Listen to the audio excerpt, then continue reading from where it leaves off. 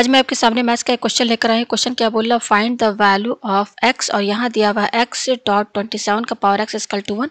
तो हमें यहाँ पर x की वैल्यू फाइंड करनी है। तो चलिए मैं इस क्वेश्चन को आपको सॉल्व करके दिखाती हूँ। देख सकते हैं यहाँ पर है x डॉट 27 का पावर x इक्वल टू 1। अब यहाँ पर हम देखिए क्या करेंगे, ये जो x है ना इसको आप इधर शिफ्ट कर दीजिए RHS में, ठीक है। और ये क्या है 27 का पावर x, ये यहीं पर रहेगा, ठीक है, इक्वल टू 1। और ये x क्या है, इसके साथ इंटू में है, 1 के साइड जाएगा RHS साइड, तो ये इसके डिवाइड में चला जाएगा, ठीक है। ये हो गया। अब इसके आगे देखिए हम यहाँ पे क्या करेंगे, यहाँ पर हम क्या करेंगे, और करके क्या लिख सकते हैं, और करके 1/x पहले लिखिए इक्वल टू 27 का पावर x बाद में लिखते हैं, ठीक है। ये हो गया। अब इसके आगे देखिए क्या करेंगे, इसको इक्वेशन फर्स्ट मानिए। अब हम यहाँ पे क्या करेंगे कि ये जो 27 पर पावर x है ना, इसको हमें हटाना है। तो हम यहाँ पे क्या करेंगे, taking power of 1/x on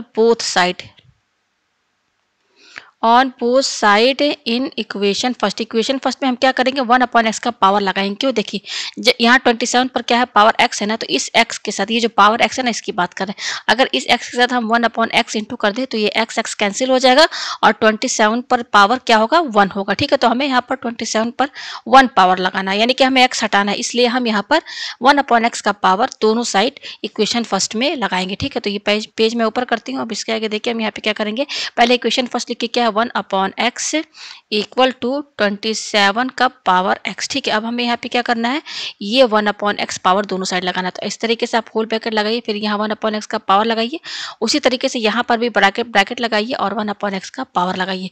ये हो गया, ठीक है, दोनों साइड हमने लगा दिया। अब इसके आगे देखिए हम यहाँ पे क्या करेंगे, आपका ये जो RHS में जो टर्म है ना, यहाँ पर आपका पावर एंड एक्सपोनेंट का फॉर्मूला यूज होगा। क्या यूज होगा कि अगर x का पावर m है, होल ब्रैकेट लगा के पावर n दिया है, तो ये बराबर होता है x, और ये दोनों पावर आपस में क्या हो जाएंगे, इनटू में हो जाएंगे, ठीक है।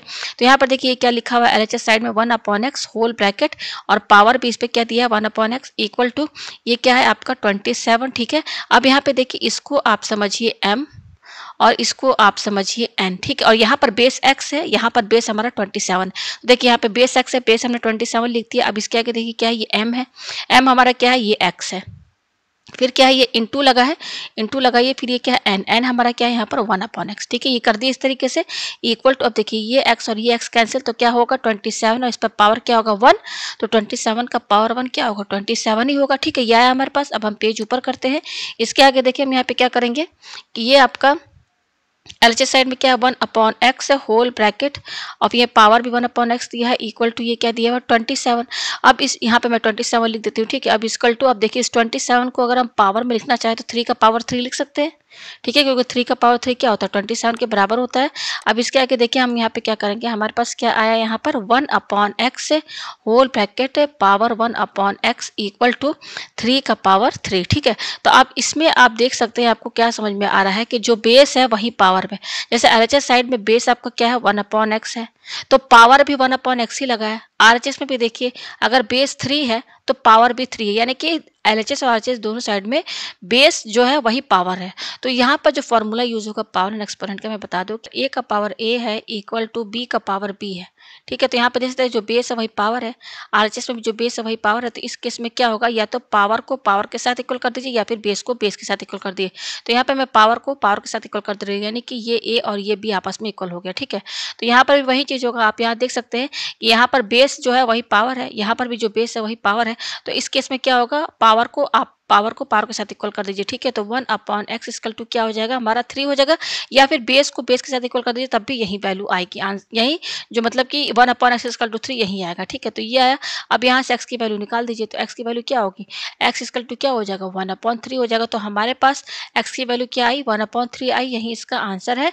मैं चेक करके भी आपको दिखा देती हूँ। हमारा क्वेश्चन क्या था, हमारा क्वेश्चन था x डॉट 27 का पावर x इक्वल टू 1, यही हमारा क्वेश्चन है, ठीक है। तो चेक करके दिखाना है। तो यहाँ पर देखिए हमारा ये क्या है, आपका ये LHS है और ये हमारा क्या है RHS है, तो हम LHS साइड में रखेंगे, ठीक है। तो x की वैल्यू क्या है 1/3, तो इसकी जगह क्या रखिए 1/3 डॉट ये क्या है 27 और इस पर पावर क्या है x, तो यहाँ पर x की जगह हम क्या लिखेंगे, इसकी वैल्यू क्या है 1/3 ये है, ठीक है, इक्वल टू ये क्या है 1/3 डॉट फिर 27 को अगर हम पावर में लिखना चाहें तो 3 का पावर 3 लिख सकते हैं। अब इस पर पावर 1/3 भी लगा है, ठीक है, लगा दिया इक्वल टू, अब देखिए ये क्या है 1/3 ये क्या है, डॉट डॉट का मतलब क्या है, यहाँ इंटू है। अब देखिए ये 3 है, अब मैंने फॉर्मूला आपको पहले ही बता दिया है कि ये भी पावर है, ये भी पावर है, तो ये आपस में क्या हो जाएंगे, इंटू में हो जाएंगे। तो ये क्या हो जाएगा, यहाँ पर मैं पेज ऊपर करके दिखाती हूँ आपको। ये हो जाएगा इक्वल टू 1/3 इंटू 3, और ये 3 और ये 3 कैंसिल, तो क्या बचेगा, केवल 3 बचेगा। फिर ये 3 भी कैंसिल, ये 3 भी कैंसिल, तो क्या आ रहा है, 1 आ रहा है। आप देख सकते हैं यही हमारा RHS भी है, यही हमारा RHS भी है, RHS के बराबर आ रहा है। तो हमने देखा कि LHS और RHS दोनों बराबर आ रहा है, इसका मतलब कि x की वैल्यू जो 1/3 आई है, यही इसका यहाँ पर आंसर है। तो उम्मीद है आपको ये क्वेश्चन अच्छे से समझ में